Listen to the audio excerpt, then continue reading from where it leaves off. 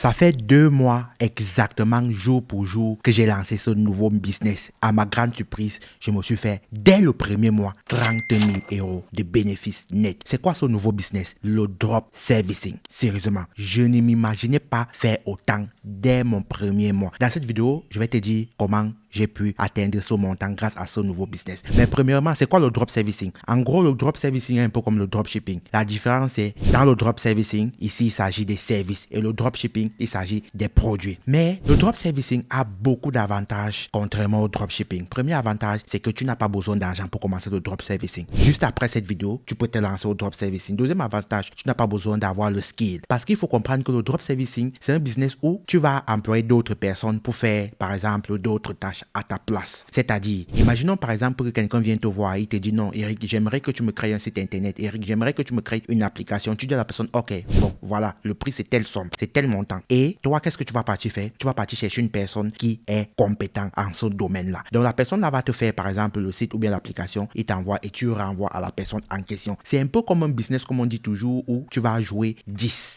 Donc, tu vas être comme un intermédiaire, mais tu vas être payé. Donc, ça veut dire que si quelqu'un vient te voir, Eric, j'aimerais que tu m'ouvres par exemple un compte PayPal. J'aimerais que par exemple tu me montes une telle vidéo. Je suis prêt à te payer telle somme. Ce que tu as fait, c'est juste partir chercher une personne qui est prête et qui est compétente en ce qui concerne le montage vidéo. Tu vas juste envoyer le fichier, la personne monte et il te remet et toi tu envoies normalement au prestataire. Qu'est-ce qu'il te faut pour commencer ce business? Étape 1, c'est de trouver d'abord sa niche. Ça veut dire, c'est de trouver le service dont tu souhaites mettre en vente. Ça, c'est la première chose à faire. Donc, moi, pour ma part, j'ai commencé avec 2 services. Et comme service, il y a tellement trop de services. Tu peux faire dans la création des sites web, tu peux faire dans la création des applications, tu peux faire dans le montage vidéo, tu peux faire, par exemple, dans la création des comptes TikTok dans les pays non monétisables, la création de comptes PayPal dans les pays, par exemple, qui ne sont pas autorisés à avoir un. Bref, il y a beaucoup de choses que tu peux faire. Surtout, n'oublie pas, tu n'as pas besoin de connaître quelque chose ici pour pouvoir faire le drop servicing. C'est ça l'avantage. Donc, pour ma part, moi, j'avais choisi 2 choses comme ma niche. J'ai choisi la création des sites internet, la première chose, et j'ai choisi la création par exemple des comptes TikTok dans des pays non éligibles. La deuxième étape, c'est quoi? C'est de chercher les prestataires. Qui va par exemple faire des sites internet à ta place pour que tu envoies aux clients? Qui va par exemple faire des applications? Qui connaît créer? Bref, c'est ce que tu as besoin de faire. Donc c'est ta valeur ajoutée ici. Tu vas passer des heures par exemple à scanner internet. Par exemple même, tu peux passer des heures à scanner par exemple tes relations. Si tu es par exemple des graphic designers dans ton entourage, mais ce que moi j'ai fait, j'ai scanner Internet. Pour scanner Internet, c'est très facile. Je suis parti sur un site qui me permet de scanner les meilleurs profils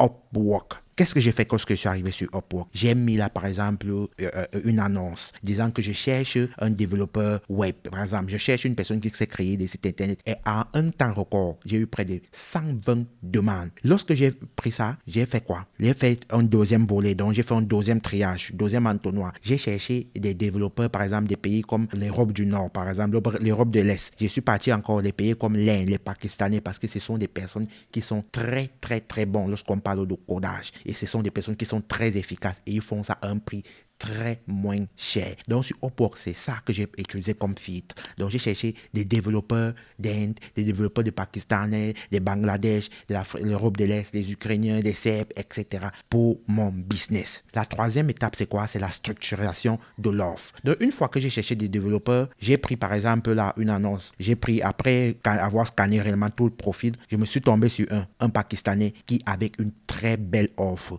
Pour 100 €, il faisait d'abord le design d'un site de 5 pages. Donc, j'ai payé 100 €. Ensuite, j'ai trouvé toujours un autre Pakistanais qui faisait dans le développement WordPress pour 400 et pour 300 €. Donc, le total, un bon site professionnel m'a coûté près de 400 €. Et ensuite, maintenant, tu peux chercher quelqu'un qui peut faire ce qu'on appelle le SEO, Search Engine Organization, machin. C'est pourquoi? C'est pour mieux référencer, par exemple, le site internet, pour que le site internet apparaisse dans les recherches Google. Lorsqu'une personne, par exemple, va vouloir taper une information, ton site internet va pouvoir apparaître dans les recherches Google. Donc, en tout, j'ai dépensé près de 700 €. C'est ce que j'ai dépensé. Ça, c'est virtuel. Je n'ai pas payé en tout cas. Mais j'avais déjà des contacts qui me permettaient d'avoir un site internet professionnel pour 700 €. Donc maintenant, où est-ce qu'on va vendre ça? Comprenez bien que je n'ai pas payé quoi que ce soit. Mais j'ai d'abord trouvé ceux qui sont capables de me créer un site internet professionnel. Je dis bien professionnel. Un site internet que je pourrais par exemple vendre à n'importe quel prix. Donc un site internet très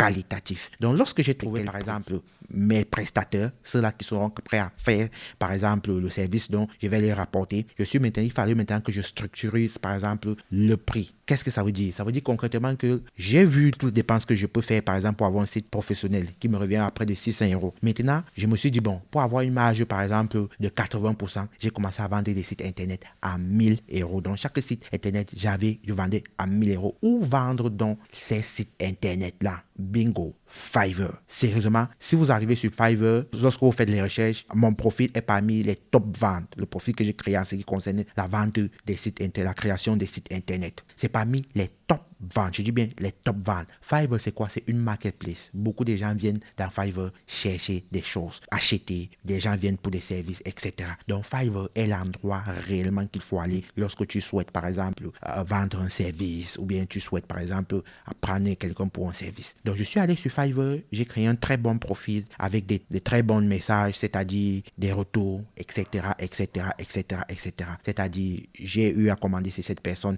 est bien, j'ai eu ceci, cela, etc. Donc, j'ai créé ce profil sur Fiverr et j'ai mis mes sites Internet. Lorsque chaque personne venait, par exemple, pour commander ces sites Internet, qu'est-ce que j'avais à faire? J'avais juste à fournir, par exemple, les mêmes informations de ces personnes à mes prestataires qui se trouvent plutôt sur Upwork. Et par mois, je me fais en moyenne 50 sites Internet de commandes. Les commandes, je me fais en moyenne 50 sites. Lorsque vous faites seulement, par exemple, 50 fois 400, vous pouvez imaginer le prix que j'ai en bénéfice net chaque fin du mois grâce à ce nouveau business. Le drop servicing, ça veut dire vendre un service que toi-même, tu n'es pas celui qui fait ce service. Donc, tu es juste comme un intermédiaire. Tu aimerais encore connaître plus, surtout n'oublie pas de t'abonner et d'activer la cloche de notification. Ça nous fait plaisir. Et surtout là en bas, tu vas trouver my mail list. Clique juste en bas et mets-moi ton adresse email. Chaque fin du mois, chaque semaine, chaque jour, parfois, je dis bien parfois, je vous envoie ce qu'on appelle des productive hacks. Je vous envoie des petits conseils, des astuces en ce qui concerne les finances personnelles. On se retrouve à la prochaine vidéo.